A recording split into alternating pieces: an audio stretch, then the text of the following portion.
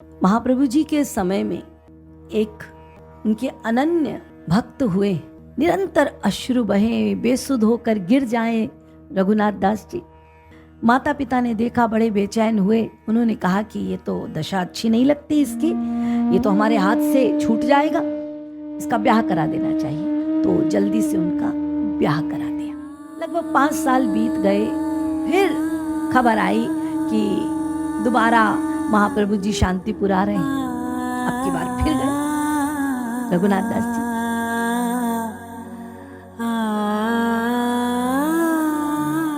और इस बार उनके पिता ने कहा कि देखो रघु, तुम अधिक देर ठहरना नहीं, वहां पर दर्शन करना और तुरंत आ जाना, ब्याह हो गया है। उन्होंने कहा हाँ बिल्कुल, मैं जल्दी आ जाऊंगा। लेकिन जब पहुंचे तो फिर रुक गए और आने की बिल्कुल इच्छा नहीं उनकी।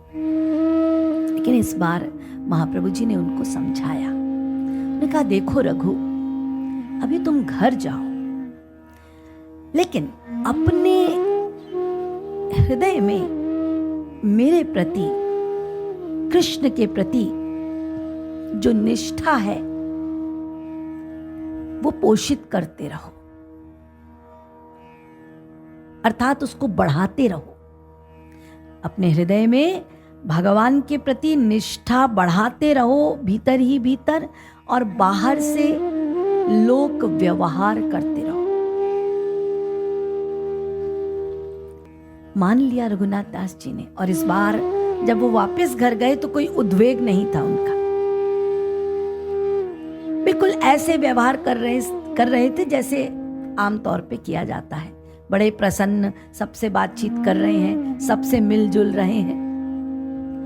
तो माता पिता भी सोचने लगे कि नहीं, कोई अंतर नहीं पड़ा है, वे लोग भी बस चिंता रहित हो गए। इधर कुल के परंपरा अनुसार दीक्षा लेनी होती है, तो रघुनाथ दास जी ने मंत्र दीक्षा ली। गुरु थे यदुनंदाचार्य, तो यदुनंदाचार्य जी से उन्होंने श्री कृष्ण मंत्र की दीक्षा ली। दीक्षा लेने के पश्चात अब उनका एक ही कार्य रह गया कि मैं दिन रात एकांत में इस नाम का पुरस्चरण करूंगा, और दिन रात उसी चिंतन, कृष्ण नाम के चिंतन में रहे। लगातार नाम जाप किया करते थे। समय ऐसा बीतता चला गया, उनका मन लगता चला गया। एक दिन खबर आई उनके पास कि श्री चैतन्य के अभिन्न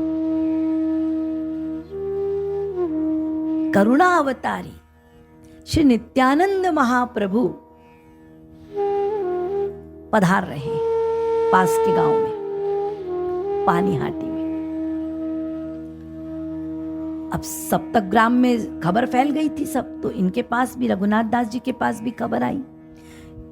अब ये तो आतुर हो गए नित्यानंद जी का दर्शन करने के लिए।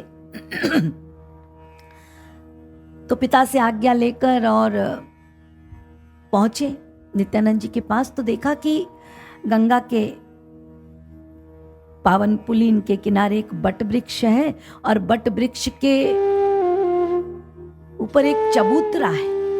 उस चबूतरे के ऊपर नित्यानंद बैठे हैं। ये और कोई नहीं, साक्षात शेष हैं,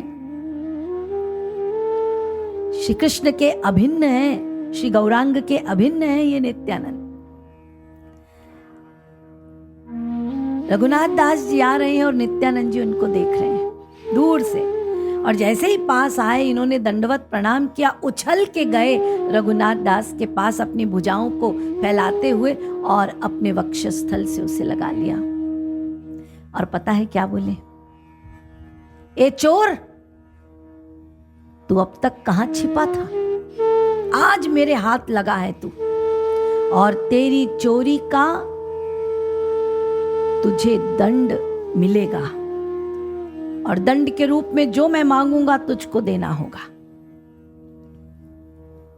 अब जितने लोग साथ में थे सब लोग सोचने लगे कि रघुनाथ दास ने क्या चोरी की है। तो नित्यानंद जी सबके मन के विचार को समझ गए और उन्होंने कहा कि देखो, मेरे धन श्री गौर, मेरे धन है श्री गौर, और मेरी आज्ञा के बिना इसने 2 बार मेरे धन का भोग किया है। ऐसा भोग व्यर्थ में जाएगा। ध्यान दीजिएगा एक एक वाक्य पर। रघुनाथ दास जी ने 2 बार महाप्रभु जी के दर्शन कर लिए और इधर नित्यानंद जी कह रहे हैं ये चोर है, इसने मेरे धन को मुझसे पूछे बिना, मेरे मार्गदर्शन के बिना 2 बार भोग लिया है। अर्थात नित्यानंद जी ये स्पष्ट बताना चाहते हैं कि बिना अनुगत्य के लक्ष्य की प्राप्ति नहीं हो सकती। तुम सैकड़ों बार दर्शन कर लो, कुछ नहीं मिलेगा। मिलेगा तो अनुगत्य से, अर्थात जब तक गुरु के सानिध्य में रह के इन परम तत्वों का ज्ञान नहीं होगा, तब तक सामने गोविंद भी हो तो तुम लाभान्वित नहीं होगे। तो नित्यानंद जी ने कहा कि पहले मेरे पास आना चाहिए था यदि तुम्हें गौर चरणों का लाभ लेना है तो, इसलिए तुमको दंड मिलेगा। और दंड के रूप में क्या कहा उन्होंने, तुम जमींदार के बेटे हो, मेरे साथ जितनी संगत आई है सबको चूड़ा दही खिलाओ। सबको चूड़ा दही खिलाया गया, लेकिन रहस्य को रघुनाथ दास समझ गए। उन्होंने चरणों में पड़कर रुदन करते हुए कहा, प्रभु कृपा करो मुझ पर कृपा करो, मुझ पर दया करो, मुझे गौर चरणों का भ्रमर बना दो।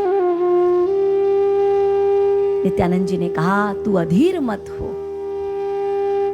अब मैं मिल गया हूं, शीघ्र ही तुझे महाप्रभु जी का सानिध्य लाभ प्राप्त होगा, सदा सदा के लिए उनका हो जाएगा। बस फिर क्या था, रघुनाथ दास हा निताई हा गौर, हा निताई हा गौर कहते हुए पछाड़ खा खा के गिरे। और फिर नित्यानंद जी ने कहा कि अब लौट जाओ, शीघ्र तुम्हें महाप्रभु मिलेंगे। इस बार जब रघुनाथ दास घर लौटे तो वो अपने घर नहीं गए, अपितु घर के थोड़ी दूर पे दुर्गा मंडप था, वहां रहने लगे, क्योंकि बड़ा पहरा था उनके लिए कि कहीं ये भाग ना जाए। तो वो दुर्गा मंडप में रहने लगे। वहां भी सब सचेत रहते थे, लेकिन निकलने वाला तो निकल ही जाता है, और जहां गौर की इच्छा हो वहां कौन रोक सकता है। तो हुआ ऐसा कि यदुनंदाचार्य जो उनके गुरु हैं, वो एक दिन अचानक आए और रघुनाथ दास जी से कहने लगे कि क्या करें, हमारे मंदिर के जो ठाकुर जी हैं उनकी पूजा के लिए आजकल पंडित आता नहीं, तो जरा तुम उस पंडित को कह दो, तुम्हारे कहने से वो जल्दी आ जाएगा, तो मेरे ठाकुर की पूजा हो जाएगी। अब मौका मिला, रघुनाथ दास जी सीधा निकले, सब खड़े हैं वहां, और बोले गुरुजी आप घर चलिए, मैं अभी पहुंचाता हूं उस पंडित को ठाकुर जी के मंदिर। और इधर निकले तो ना किसी पुजारी को देखने गए ना कुछ, वो सीधा चलते चलते रास्ता पकड़ लिए नीलाचल की ओर।